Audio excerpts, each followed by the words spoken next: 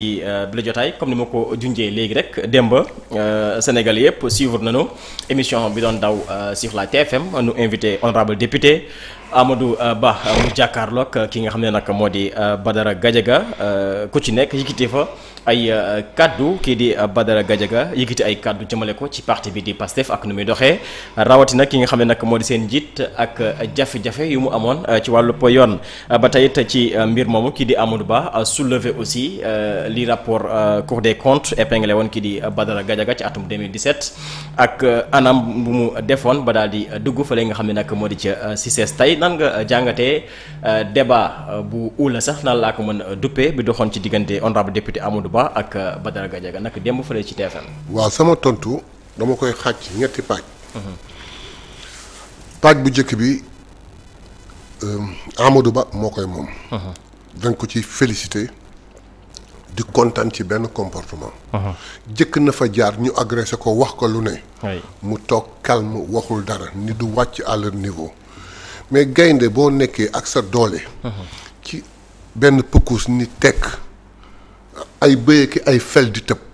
dafa rafet de temps en temps nga génn boo dee signe sax ñu xam ni yow am ngay bañ yoo màtte. démb wane na ko def na ko donc Amadou Ba dañ koy félicité bu baax a baax. ñaareelu pàcc bi TFM moo ko moom. c'est une télévision que je n'ai pas le droit de critiquer su ma rakk moo ko moom. Youssou ak fi ñu toll su may rakk fa nekk ma fonk leen bëgg leen. mais di leen wax ni nit koo xam ni c'est un faussaire. patenté Cour des comptes jàpp ko. mu jël diplôme falsifié ko liggéey ci ay at war a raser les murs nga ñëw teg ko au premier plan TFM au premier plan. TFM ils sont totalement complices. il faut que la TFM arrête kooku du nit kuy taxaw di wax xale yi di ñëw ci ñoom exemple et je leur demande humblement kooku dañ ko war a dindi ci émission bi. wartu fa bokk sax c'est pas un exemple. keneen ki nag Badara Gadiaga laay waxal. yow nga toog say moroomu doom dans un mois ñu ngi toog ndeysaan di préparer pour dem. centre d'examen bind. waaye wàccee li nekk seen xel am seen diplôme use ko di wuti leneen. yow nga jéem amoo. dem falsifier diplôme. dem wut ci emploi ñu lay fay pendant 5 ans. te bu du woon Cour des comptes li mu ko wax tey ba tey yaa nga fa toog tey di fayeeku.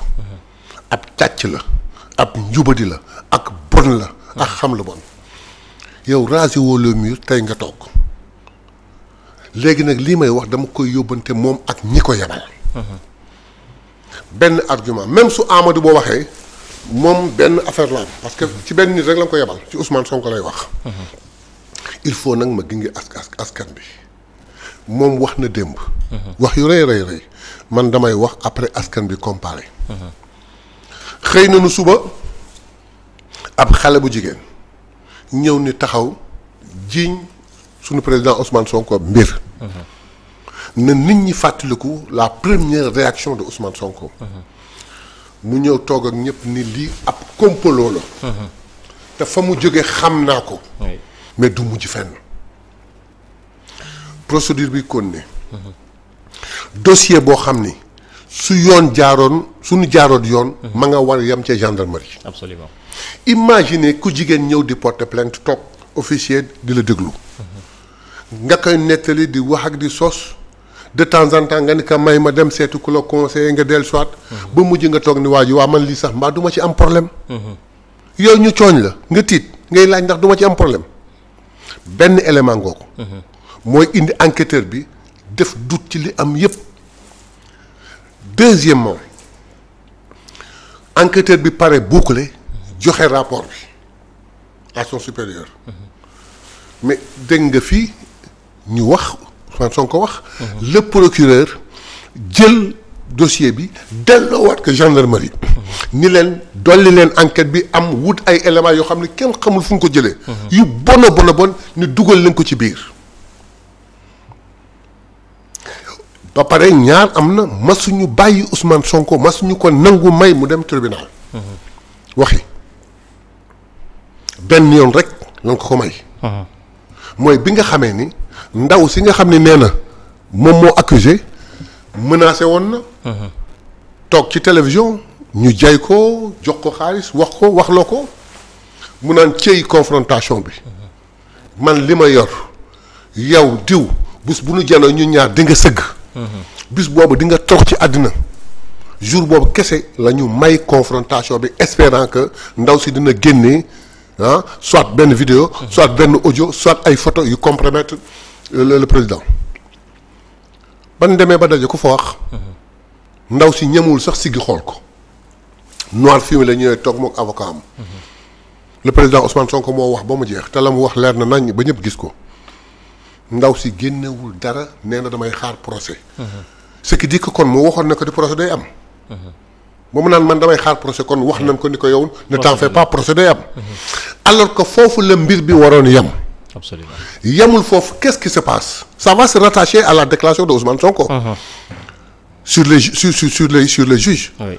yemul foofu qu'est-ce qu'on fait on criminalise le dossier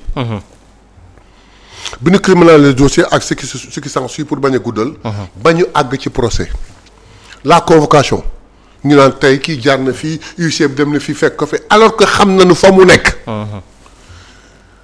mais ils avaient besoin de le juger ils n'avaient pas besoin que Ousmane Sonko parle ñu juger ko par contumace di juger ko nit par contumace te xam fa nit ka nekk ça leur a permis de dégager ces avocats ñoom kese ñu wéet seen biir mais yàlla du nit malgré que ñoom ak seeni pexe malgré que ñoom ak seeni complot ils ne sont pas parvenus à le condamner ci ñaari chef d'accusation yi nga xam ni de l'accusation de la plainte au jugement ñaari chef d'accusation rek la doon wax benn bi viol la benn bi menace de mort mais ñaari chef d'accusation yi seet seen biir ñoom sans ku leen contrer mënuñu ko ci condamner ñu dégager ko naka lañ def geesuwaat 100 ans après pour aller chercher dans les archives pour trouver la corruption de la jeunesse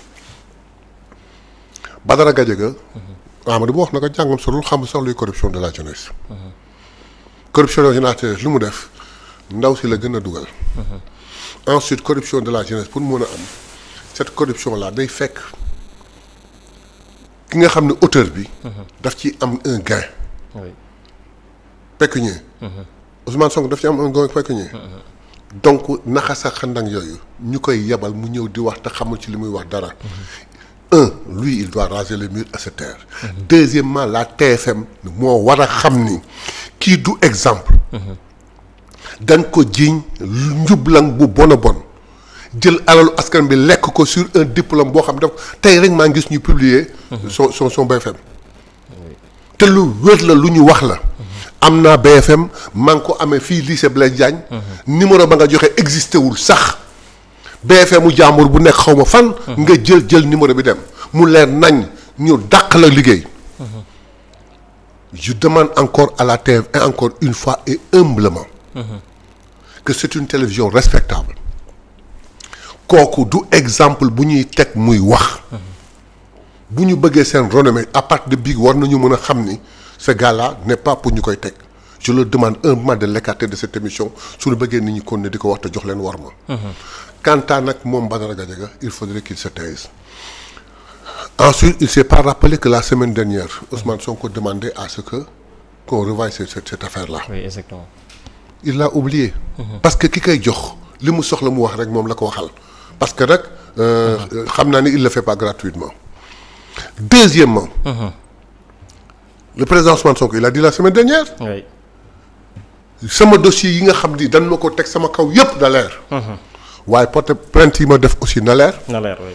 contumace la woon waaye léegi il est premier ministre il est là di xëy di gont di génn di wax télévision fépp contumace bi tëb Oui. de deux choses l'une nañ ko arrêté de remettre le procès mais nag ña ci doon wax ñëpp daw nañu de daw nañu moom nekkatuñ fii de. ña doon wax di lëmbi ñëppay wax daw nañu avocat ba noppi na ña ko doon jàppale ñëpp dañuy wëlbatu di xas ndaw si mais loolu du leer te dossier boobu rey ñaata nit au Sénégal mais ils sont responsables de ces choses-là ak ñoom Badara Gadiaga yi di ko xamb su fekkee nag dafa yaakaar ne de par ces entrefaits lan koy def vedette pour mu am possibilité nekk comment est-ce qu'on dit un oppressé politique au point mu daw à l'extérieur wut fa refus dafay nax boppam ñun comprendre nañ lépp di xalaat rek pour ñu jàpp dugal ko prison.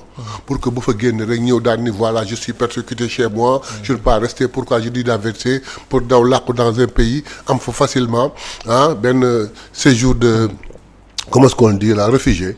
dafay nax boppam. il se trompe. ce dossier là la plainte là du directeur de kii de CICES. dinañ ko instruire. li ma ci jaaxal rek mooy. délai de prescription bi. délai de prescription bi te kooku sax ay interprétation la.